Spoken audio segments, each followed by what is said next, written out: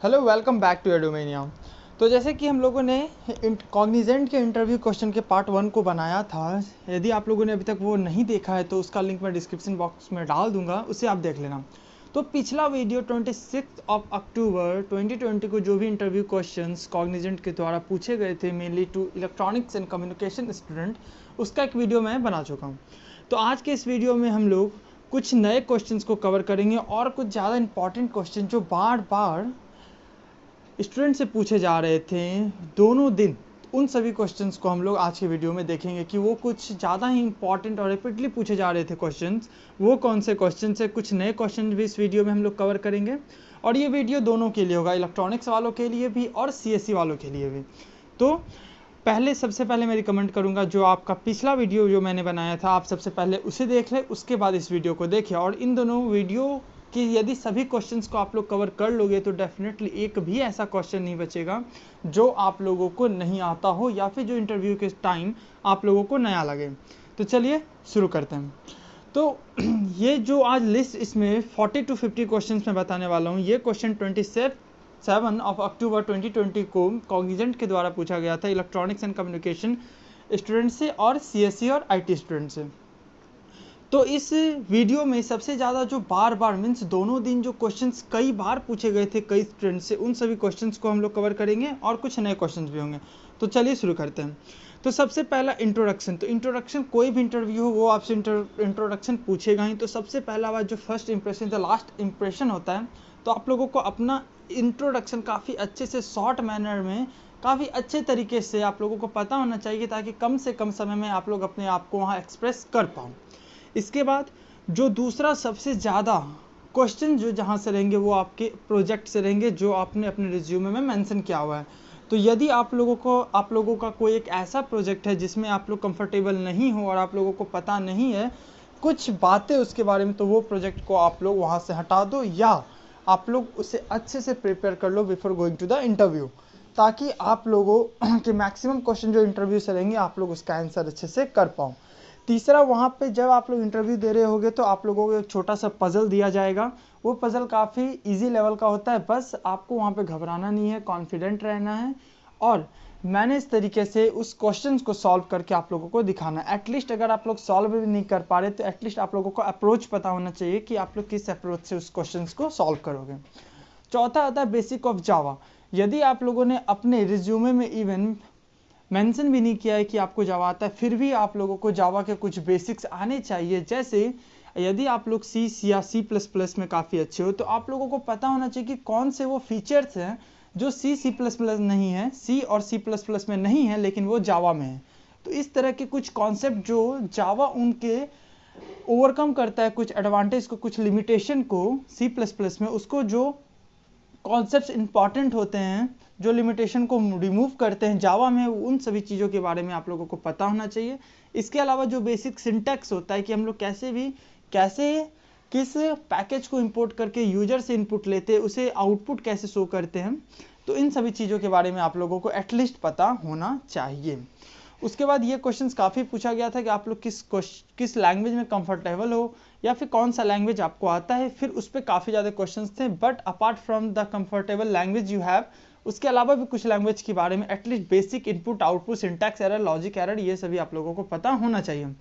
इसके बाद कुछ सिचुएशन बेस्ड क्वेश्चंस भी आप लोगों को पूछे गए थे। बेसिकली वो आपकी क्रिएटिविटी को देख रहे थे और प्रॉब्लम सॉल्विंग अप्रोच को आप लोगों को देख रहे थे कि कुछ सिचुएशन आप लोगों को, जैसे कि मैंने पिछले लास्ट वीडियो में बताया था, यदि आप एक कंपनी के मैनेजर हो और कंपनी में कुछ स्कैम हो रहा है तो आप लोग कैसे उसे टैकल करोगे, कैसे हैंडल करोगे। तो आपकी क्रिएटिविटी और प्रॉब्लम सॉल्विंग अप्रोच को वहाँ पे चेक किया जाता है। तो आप लोग इससे काफ़ी ज़्यादा अवेयर होगे सिचुएशन बेस्ड क्वेश्चन से, तो इसको भी आप लोगों को अच्छे से करके जाना है। उसके अलावा जो मैंने पिछले वीडियो में उप्स के बारे में बताया था, उप्स के कॉन्सेप्ट काफ़ी ज़्यादा बार पूछे जा रहे थे और सिर्फ उनसे उनके डेफिनेशन नहीं पूछे जा रहे थे, रियल वर्ल्ड एप्लीकेशन एग्जाम्पल पूछे जा रहे थे। तो उप्स के जितने भी 5 और 6 जितने भी कॉन्सेप्ट होते हैं, चाहे वो डाटा एब्स्ट्रैक्शन हो, इनकैप्सुलेशन हो या जो भी हो, आप लोगों के रियल वर्ल्ड से आप लोग उसे कनेक्ट कर पा रहे हो कि नहीं कर पा रहे, ये सभी चीज़ आप लोग प्रिपेयर करके जाना। यदि आप लोग इलेक्ट्रॉनिक्स से हो तो कुछ इलेक्ट्रॉनिक बेस्ड क्वेश्चन थे, जैसे डिपेटर, डायोड, फोटो डायोड, इसके applications, oscillator, amplifier. Digital electronics से थे कि गेट क्या है, लैचेस क्या होते हैं, फ्लिप फ्लॉप्स क्या होते हैं। तो इन सभी चीज़ों के बारे में एटलीस्ट बेसिक ऑफ इलेक्ट्रॉनिक्स आप लोगों को पता होना चाहिए। इसके अलावा यदि कोई मैकेनिकल वाले हैं तो उन्हें भी बेसिक ऑफ मैकेनिकल के जो भी बेसिक सब्जेक्ट होते हैं वो सभी उनको बारे में पता होना चाहिए, क्योंकि जो इंटरव्यूअर होते हैं उन्हें सभी चीज़ के बेसिक पता होता है। तो वो लोग आपसे, क्योंकि वो लोग सीएससी में काम कर रहे हैं, तो आप लोग को एटलीस्ट बेसिक तो पता होना चाहिए ताकि उन्हें भी पता चले कि आप लोगों का डोमेन कुछ और है।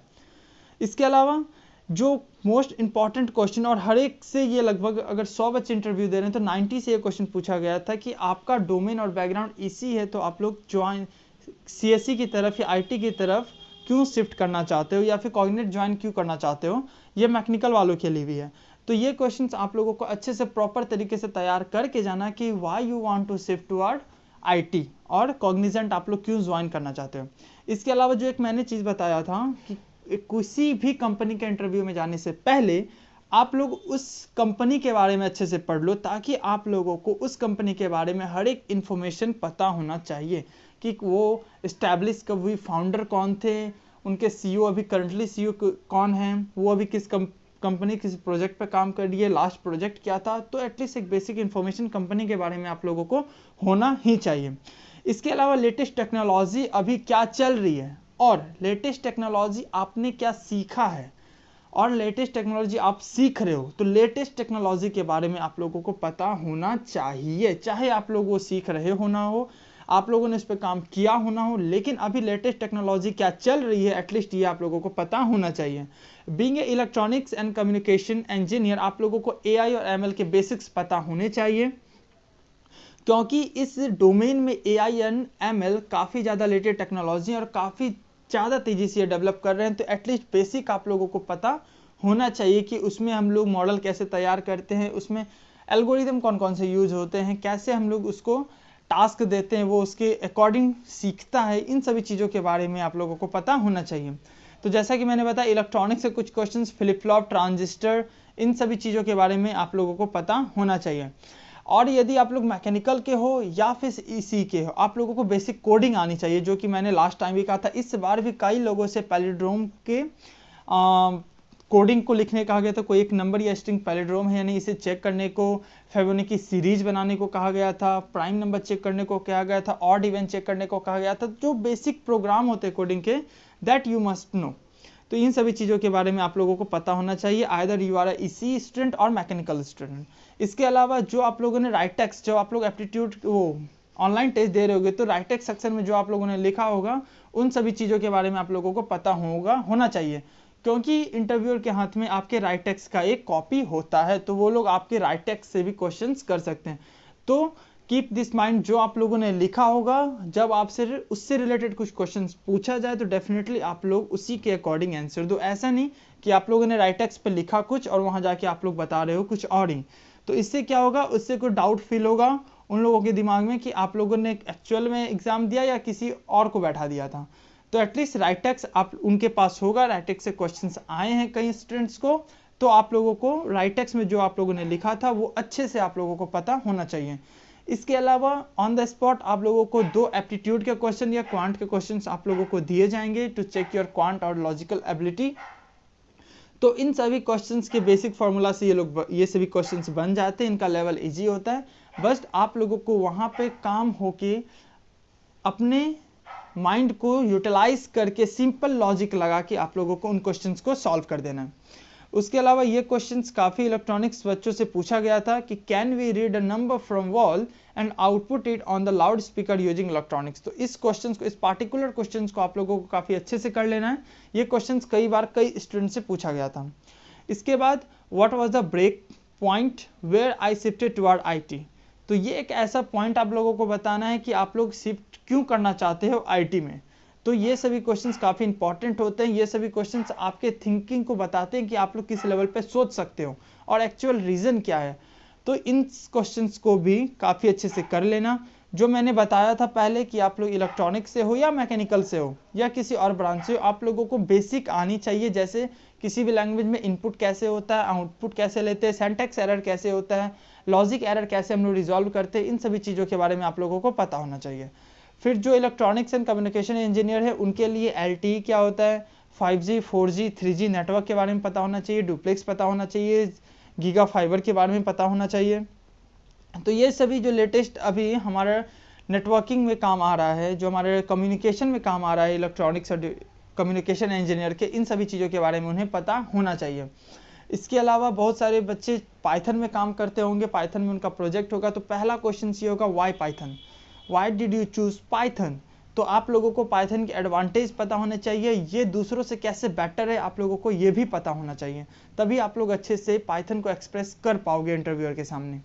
उसके अलावा आप कोई भी ब्रांच की हो, आपसे ये क्वेश्चन पूछा ही जाएगा कि पूरे इलेक्ट्रॉनिक्स में या फिर पूरे बीटेक में आप कह लो कि सबसे अच्छा सब्जेक्ट, सबसे फेवरेट सब्जेक्ट आपका कौन सा है और वो क्यों है। तो आप लोगों को इसके लिए भी प्रिपेयर रहना है कि यदि आप लोग कोई भी एक सब्जेक्ट बताते हो तो आखिर वो फेवरेट क्यों है आपके लिए, ताकि आप अपने आप को अच्छे से एक्सप्रेस कर पाओ और उनके सामने फेक ना लगो। इसके अलावा यदि आप लोगों ने कोई पेटेंट मेंशन किया है तो पेटेंट पे डेफिनेटली क्वेश्चंस होंगे। आप लोग यदि आप लोगों ने पेटेंट पे काम किया है तो आप लोगों को पेटेंट के बारे में हर एक चीज़ पता होना चाहिए कि आपने कौन सी टेक्नोलॉजी यूज़ की है, इसके अलावा इसमें आप लोगों को क्या क्या प्रॉब्लम फेस करना पड़ा, कैसे आप लोगों ने ओवरकम किया, तो ये सभी चीज़ें आप लोगों को पता होनी चाहिए।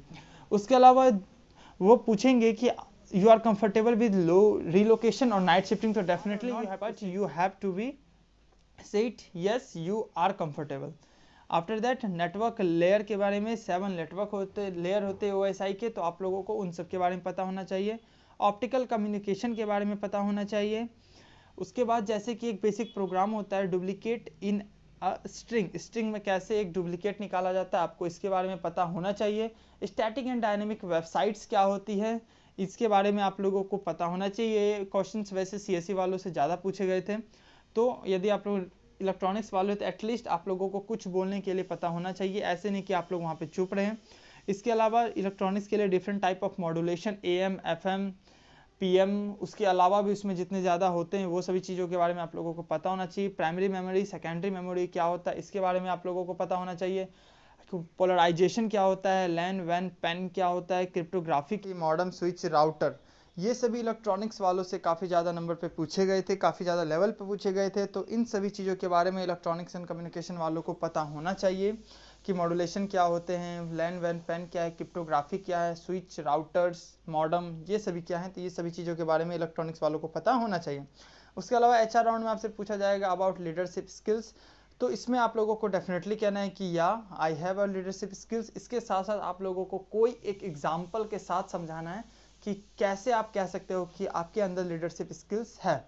उसके अलावा कई बार क्वेश्चंस HR राउंड में पूछे जाएंगे कि आपका करंट प्लान क्या है, या फिर आपका फ्यूचर प्लान क्या है, या फिर आप 5 साल बाद अपने आप को कहाँ देखना चाहते हो। ये काफ़ी कॉमन क्वेश्चन, तो इसके लिए भी आप लोग अपने आप को प्रिपेयर रखना। यदि आप लोगों ने अपने रिज्यूमे में रिसर्च पेपर मेंशन किया है तो उस पर भी क्वेश्चंस होंगे, तो प्रिपेयर फॉर दैट। MySQL से क्वेश्चंस रहेंगे। यदि आप लोग CSE वाले हो तो डेफिनेटली DBMS से आप लोगों पे काफ़ी क्वेश्चंस आएंगे, लेकिन यदि आप इलेक्ट्रॉनिक्स वाले हो तो कोई एक डाटाबेस पे आपसे क्वेश्चंस रहेगा ही रहेगा, चाहे वो MySQL हो या फिर SQL हो या फिर Oracle हो या फिर अरोरा हो, किसी एक पे तो वो आपसे क्वेश्चंस करेंगे ही करेंगे और आप लोगों को उनके बेसिक क्वेरी पता होने चाहिए। उसके अलावा why do you mean by domain name, ये काफ़ी क्वेश्चंस पूछा गया था। डोमेन नेम से आप क्या समझते हो, ये दोनों से पूछा गया है, इलेक्ट्रॉनिक्स वालों से भी और कंप्यूटर साइंस वालों से भी। उसके बाद गार्बेज कलेक्टर, ये बेसिकली जावा का कॉन्सेप्ट होता है जो C++ या C++ में नहीं है, जो एक जावा का प्री डिफाइंड ऑटोमेटिक मेथड है जो ऑटोमेटिक चलता है जावा के अंदर सिर्फ और सिर्फ। तो इसके बारे में आप लोगों को पता होना चाहिए, क्योंकि ये एक चीज़ है जो जावा को C और C++ से अलग करता है, तो आपको पता होना चाहिए। डिस्ट्रक्टर क्या है, व्हाट इज URL, एटलीस्ट आप लोगों को URL का एक प्रॉपर डेफिनेशन पता होना चाहिए। 7 लेयर ऑफ OSI मॉडल आप लोगों को पता होना चाहिए। कुछ क्वेश्चन मैट्रिक्स पे थे कि कैसे हम लोग मैट्रिक्स को इनिशियलाइज करवाते हैं, उसको रोटेट कैसे करवाते हैं, ट्रांसवर्स कैसे करते हैं, तो बेसिक क्वेश्चन जो मैट्रिक्स पे होने चाहिए वो आप लोगों को पता होना चाहिए। व्हाट इज आउटर है, इनर ज्वाइन, ये MySQL का क्वेश्चन है, तो आप लोगों को ध्यान रखना है कि जो बेसिक क्वेश्चन हैं डाटाबेस के वो आप लोगों को पता होना चाहिए। टाइप ऑफ सॉफ्टवेयर इंजीनियरिंग, ये दोनों से पूछा जा सकता है, लेकिन बेसिकली ये CSE वालों के लिए। इलेक्ट्रॉनिक्स वालों से ये पूछा गया था हब क्या है, स्विच क्या है, राउटर क्या है, मॉडम क्या है, इन सभी चीज़ों के बारे में इलेक्ट्रॉनिक्स वालों को पता होना चाहिए। फिर लेटेस्ट टेक्नोलॉजी में CSE वालों के लिए था बेसिकली ये डिस्कशन और क्लाउड कंप्यूटिंग क्या होता है, वो कैसे काम करता है, हमें उससे कैसे फ़ायदा मिलता है, वो इतना ज़्यादा ग्रो कैसे कर रहा है, इन सभी चीज़ों के बारे में आप लोगों को पता होना चाहिए। What do you see your self after 5 years, 5 साल बाद अपने आप को आप कहाँ देखते हो, ये HR का क्वेश्चन है। टाइप ऑफ मेमोरीज, ये आप लोगों को अच्छे से पता होनी चाहिए। प्राइमरी मेमोरी, सेकेंडरी मेमोरीज का यूज़ क्या है, डायनेमिक स्टोरेज कहाँ होता है, स्टैटिक स्टोरेज कहाँ होता है। Question on array and link list, data structure काफ़ी एक बड़ा सब्जेक्ट है, उसमें important topic array and link list होता है, जो आपस ये दोनों आप ऐसा भी कह सकते हो एरे वर्सेस लिंक लिस्ट, क्योंकि ये दोनों में कुछ डिसएडवांटेज होते हैं, एरे के कुछ लिमिटेशन होते हैं जो लिंक लिस्ट कंप्लीट करता है, उसे ओवरकम करता है। तो ये सभी चीज़ें डाटा स्ट्रक्चर के बेसिक कॉन्सेप्ट आप लोगों को पता होने चाहिए। इसके अलावा जैसा कि मैंने पहले वीडियो में भी कहा था, highest number of question will be from your project, from your resume, तो आप लोगों को ये पता होना चाहिए। इसके अलावा यदि आप लोग CSE वाले हो तो आप लोग DBMS, computer network, operating system, ये तीनों काफ़ी अच्छे से कर लेना। DBMS is one of the most important topic for CSE student, उनसे क्वेश्चन होंगे ही होंगे। यदि आप लोग इलेक्ट्रॉनिक्स वाले हो तो आप लोगों को बेसिक इलेक्ट्रॉनिक जैसे ऑसिलेटर, एम्पलीफायर, राउटर, मॉडम और नेटवर्किंग, डिजिटल कम्युनिकेशन के बारे में आप लोगों को पता होना चाहिए। मोस्टली आप लोगों को फ्लिप फ्लॉप, लैचेज, गेट, इन सभी के बारे में पता अच्छे से होना चाहिए। तो आज की वीडियो में इतना ही। तो मैं फिर से कह रहा हूँ कि यदि आप लोगों ने पहला पार्ट नहीं देखा, आप लोग पहले उसे देख लो, क्योंकि सबसे ज़्यादा कॉमन क्वेश्चन उसमें थे, इंपॉर्टेंट भी उसमें थे, उसमें नंबर ऑफ क्वेश्चंस भी मैंने ज़्यादा बताए थे। ये सेकंड पार्ट है, इसे भी आप लोग उसके बाद देखना, ताकि आप लोगों को एक ओवरऑल समझ में आ जाए कि क्वेश्चंस का लेवल क्या होता है, किस तरह के क्वेश्चंस आ रहे हैं अभी। इसके अलावा यदि आप लोगों को वीडियो पसंद आई तो लाइक कर दे, चैनल को सब्सक्राइब कर दे, कमेंट करके बताएं कि कैसा है। And lastly, thanks for watching.